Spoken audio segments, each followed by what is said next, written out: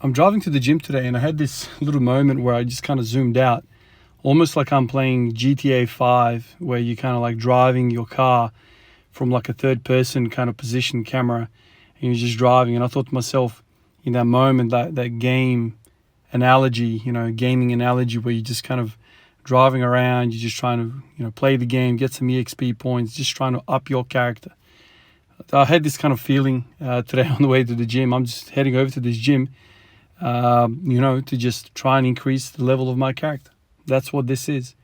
And these games nowadays are just so evolved from the last time I kind of was fully into video games. Really, like, the last game I really properly cared about was that Skyrim video game, Elder Scrolls Skyrim, which was released in like 2010 or something like that. It's like 10th anniversary. Was it last year? I can't remember now. 2011 release. That was kind of the last time I really properly immersed myself into a video game, and it was all about increasing your character, trying to max the stats, and trying to increase your particular type of character and that stuff. But now the video games, nowadays that are being released, I haven't really played any of them. I'm kind of, ever since the Squad Everyday journey, I've completely, forgot about video games to an extent. I still kind of want to play video games, whatever. I just have a different priority now. All I really want to do now is increase my squatting ability, deadlifting ability, and I treat this like a video game. But the video games now seem to be structured around just getting you to play every single day. I've got a few friends around me who play FIFA, and the way it's structured, the way the system is created, it basically rewards you logging on every single day. It gives you EXP points every single time you log in. It gives you experience points every single time you turn the game on, you play a match or a game or a level or whatever. It rewards you. It rewards you rocking up every single day. And if you don't play the game every single day, all of a sudden you don't seem all that very competitive, because all these video games are now online. You're playing against other real people, and so there's like a competition created. And the people that are playing every single day are going to be ahead of you, no matter what you do, no matter how good you play. Some guy that's played every single day of the week is going to have more points than if you play once a week and you absolutely kill it. That's just the way it is. And I'm kind of driving to the gym today, and I thought to myself, I'm just getting my EXP points. My game is this. My puzzle is this. It's in the game. This is literally what I fell in love with video games, RPG games, role-playing games.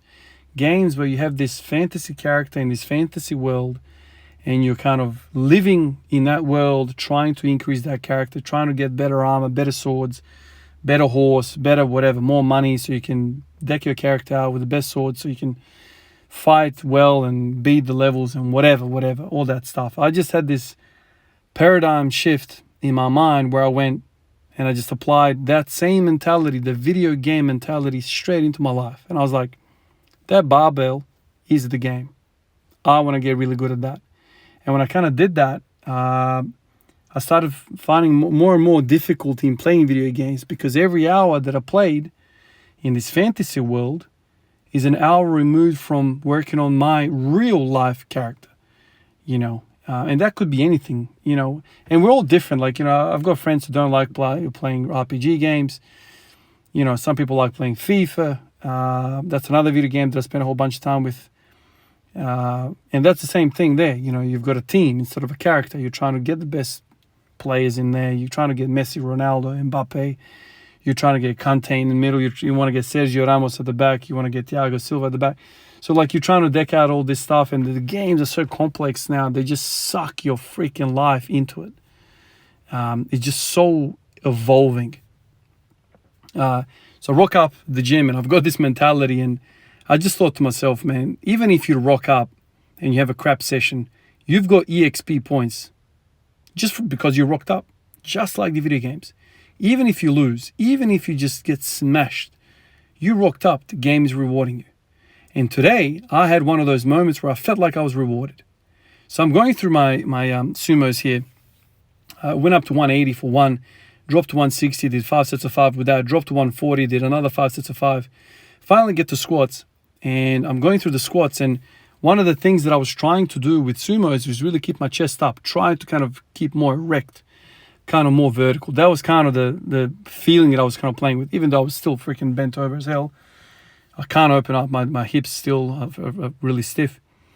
That sort of positioning that I was trying to get, I went over to the squat, and automatically I felt like I was more stable. And because I did all these sets, the 10 sets with the sumos, by the time I got to the squat, my upper back was like the upper thoracic extensors. I don't know what muscles they are. Traps, is it the erectors? I don't really know. I try to look them up after the session. There's all these weird muscles everywhere, man. Like, it's fancy names. They're not major muscle groups, but there's muscles like that run alongside paraspinal erectors right of the thoracic spine. They kind of keep your, how would you explain that? Basically keep your chest out. Thoracic extension, basically keeping your chest out. So as I was squatting today, I'm thinking to myself, all right, just keep your chest out. And as I was keeping my chest out, I felt as though I was squatting more upright. And I felt as though that the weight that I was lifting was lighter. It was lighter for my legs because I was engaging these weird muscles at the back. So usually when I squat, I don't necessarily think about my upper back. In fact, I would say I don't cue my upper back. I'm just trying to lock in the bar, and that's it. Squeeze the bar, and most of my focus goes to the lower back. Keep the lower back flat and squat, all the way down and up. But now with this new cue that I was kind of doing with the sumos, trying to keep upright in the sumos, carry that over to the squats, and I was feeling just really, really stable, man. It was like the bar felt lighter on my back because I was engaging these upper back muscles.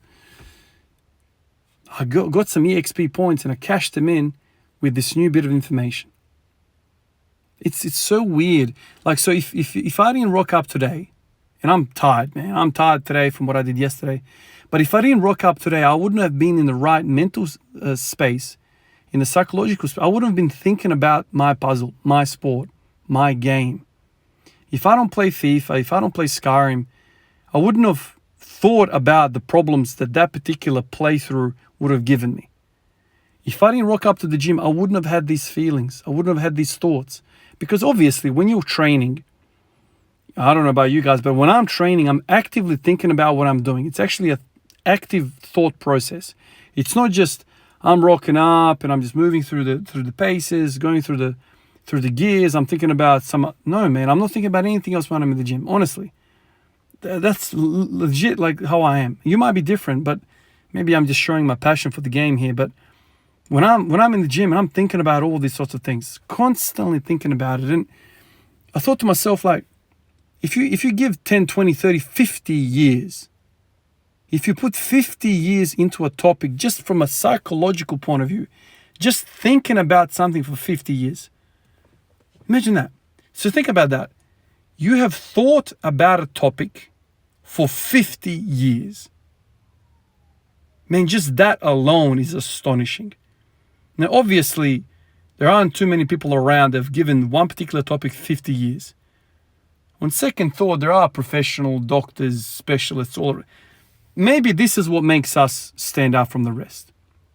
So you might go to the same education, you got the same degree, and then you finish that degree and then you move on with your life and that's it. So you've kind of thought about it for 3 years, but then you got another job which is not associated with that 100% and whatever. Like, you get comfortable in the job and you kind of stop learning. But what if you are somebody that has, let's say, a constant velocity in that topic? So you love that thing, man. Like, it keeps you going. You want to work it out. You want to get better at it.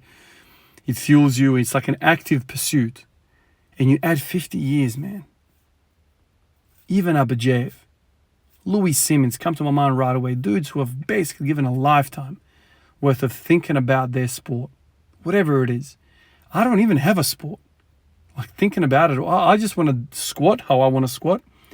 I don't care what the rules are with powerlifting. I don't want to fit in anywhere. I want to squat high bar ATG raw. That's me. I don't give a crap.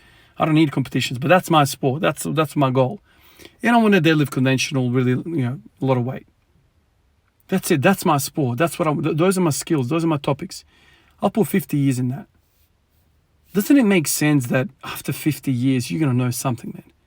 You're probably going to know something a lot more about that topic than somebody that's given 5, 10, 20 years. You've given this 50 years. Even if you are not the smartest man in the world or woman, you've given 50 years for your neurons to bounce around these ideas, man. Just from the sheer like chance point of view, something's gonna hit something in your brain. You're gonna stumble upon something, man. It's 50 freaking years, man. That's a lot of time. And so I would like to think that I'm gonna be training for life. I can't imagine myself being 50, 60, 70 years old and not think about this. Like, I love it. Today I was watching Denver Nuggets and Golden State Warriors play. And I was jumping around. My kids are jumping around. They're watching me like scream at the TV. Like, I love both teams. I love Curry. I love everyone there. My favorite player is Jokic. So I'm watching them and I'm kind of like seeing all these guys. Jordan Poole, like this youngster coming through, playing like a maniac. I'm seeing all these guys. And I saw Andrew Wiggins drive at this one point. And he elevated like effortlessly. He was like floating through the air. And I thought to myself, man, what a freaking athlete. Automatically my brain starts thinking about what made him propel that high forward. Why is he better than somebody else? You know, why can he jump higher than Jokic? Obviously, there's genetics, there's physical structures and whatever. But I'm automatically like, okay, if we control for those things, does Wiggins have stronger glutes? Does he have stronger hip extensors which allow him to elevate? Does he have really strong calf muscles? Does he really have stronger core that we can prevent leaks, that the legs, the power that's generated by the legs, it's not leaking out? All this stuff kind of goes through my mind. And I'm thinking to myself, I can't imagine a point in time where, number one, I don't watch basketball, the NBA. And number two, I don't think about these types of thoughts. So I love the game. And I mean, these guys that we're watching on TV are supreme athletes. Even the guy that's like the 12th on the bench, this is a supreme athlete, man. You know, some of these guys are more skilled. Other guys are more physical prowess, physical athleticism. But some of these guys, like I look at some of these dudes that are coming up, and I'm like, man, look at this athletic power, man. Like, put basketball aside, this guy can run, change direction, elevate. Like Andrew Wiggins, man, he was the number one draft pick years ago. He was kind of underwhelming for a point in time in Timberwolves. Comes to Golden State, like the system, the culture, he starts to shoot well, starts to play well. But the one thing that he always had was this athleticism, man. What elevation. He ended up laying this thing out, but his head was like at the rim. Like, I'm thinking to myself, what an athlete. I'm just thinking to myself, barbell training. You know, if you're not gifted like that, how can you improve your vertical ability? Surely the glutes are to be talked about. Surely hamstrings, surely quads, surely adductors. Like, what's the ratio? How would you train? And I'm just thinking to myself, 50 years of these types of thoughts, man, I'll know something. You know, it's just it's an awesome game to be involved in. It's awesome just to get EXP points, you know. And if you take me away from a situation like that and you put me into a, you know, even when I go to work, like, I'll be honest with you, even if I go to work, I'm sitting there triaging somebody and I have a fleeting thought about the barbell or the squat or the deadlift or, you know, thoracic extension, lower back extension. Like, I'm thinking about torque at the shoulder as I'm deadlifting, you know, pinching my shoulder blades. Or I might see somebody walking by with a limp, you know, that's walking by and I'm thinking, oh, you know, what's causing that limp? You know, what is hips is out of balance, and I'm just wired like that. But you put me in front of a video game, even though I do enjoy that, don't get me wrong, you take me away from reality and I don't think about my puzzle, the real life puzzle. But sometimes when I play FIFA, like it's a sporting game, I would sometimes go through the stats of these players and like see a guy, 99 acceleration, 99 leaping ability, and I'm like, oh wow, so that's interesting. So this guy can jump and run at the same time. Oh man, I love this stuff. I love it. I've loved it ever since I was a kid. It's always intrigued me to understand human movement. Initially it was football, but now it's basketball and barbell moves. I love it. I love thinking about it. I love solving puzzles, man. That's the biggest thing. If this was easy, if this was just an easy kind of thing to do, I don't get excited about easy, man. Like, it's never, it needs to be really, really challenging for me to work it out. And the body is freaking challenging, man. There's a billion muscles in the body, it seems, and the way they're related and the way they're coupled and the way they give you pains when you get the ratios wrong, the way they give you pain when you get the weaknesses wrong. It's like a feedback mechanism, and then you change something again, and the pain goes away, and you have a bit of increase in performance. Man, that is such a high, such a high. It's so rewarding. And the fact the gains are so slow, especially naturally, you're like always, it's thinking about it. And, oh man, I think I'm blessed. I think I'm really blessed with this unique passion for something so simple. I mean, grand scheme of things, I'm thinking it's a very, very simple endeavor that I'm kind of involved myself with. But I freaking love it, man. I mean, there's much, much greater problems in the world, especially right now. It seems like the world's falling apart. But this little simple thing that I have in my mind is just so intoxicating. It's so rewarding to me, because I have control. If we talk about politics and philosophies of the world and how to fix hunger, world hunger, how to fix racism and all this sort of stuff, there's just so many things involved, so many factors that it's so hard to deal with that. With this stuff, it's me and the barbell, man. The gravity is constant. It's just me and the barbell. Let's go. It's like an internal game that I play, and it's just so rewarding. So freaking rewarding. I love it.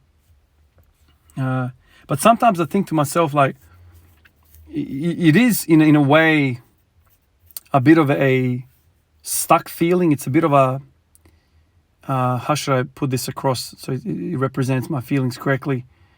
It's almost like I'm in jail, like I'm in a prison, like I don't have any freedom, in the sense that, I want to play a video game, let's say. I want to go sit down and play some FIFA or whatever. And there's always a thought like, come on, man, like you should go back to your journal, training log, and look through some stuff and we might learn something. There's always that. There's always like, come on, man, don't waste time. You should do this. So I had these thoughts as well. Like, I want to do other things, but I have that, especially with a young family. Like I know in the later part of the day, we like to kind of sit down, watch a movie or kind of have family time together. So I'm thinking to myself, like, if I spend, an hour or two playing a video game earlier in the day, maybe during school hours, well, I've just wasted an opportunity to think about my game, my real life game, the barbell training, because later on, I don't want to use my family time for barbell training thoughts. Like when I'm with my kids, I'm thinking about what they're telling me, what my wife is telling me. You know what I mean? Like, so it's kind of like you have only a finite amount of this currency that we call time. And so there's so many different things happening that are locked in already, going to work, paying bills, having a young family, doing what we want to do together, that you only have like a small portion of your day that's kind of your free time, if you will. And if you spend that finite resource with something that doesn't give you complete joy, like once you turn that game off, you're out. Like there's no carryover. But if I put it into the barbell lifts, that makes me happy, man. That makes me happy. It's the number one on the list for my free time. That's kind of another reason why I started squatting every day, because the allocated free time that I have is always spent in what I love. And so I'm not, it would be really good if I could go to the gym. Let's say I wanted to train 3 days a week, and all the other 4 days I go to the gym and I'm actively thinking about it. That would be cool. That would be kind of all right. But most of the time, like, I don't go to the gym and not do anything. So there's 4 other days that you have off. You play FIFA, you go do other things, you watch a movie, blah, blah, blah, blah, blah, blah. So you're not there physically, and you're not there mentally either. And I think the mental gains are, you can't overtrain on that, man. I really think you can't overtrain on that. You can't, learn too much. You know what I mean? You can't learn too much. And I think that's kind of part of all of this. The mental gains, the learning, the psychological, the intellectual side, which I cherish so much. Even if the physical on a given day didn't go really well, at least you're still in the game and you're trying to get those EXP points because you push the power button and you turn that thing up. You loaded the game. Even if you just didn't move any players, you got some EXP points. You drove to the gym. You just looked at the barbell and you go, what are you going to teach me today? Love that. Guys, another little rant. Appreciate you guys. Appreciate everyone on the Patreon list, YouTube and Instagram. That's what went through my mind today. Sometimes I think to myself, man, you just spoke for 20 minutes. What did you even say? I appreciate you guys. I'll catch you guys in the next one. Peace out.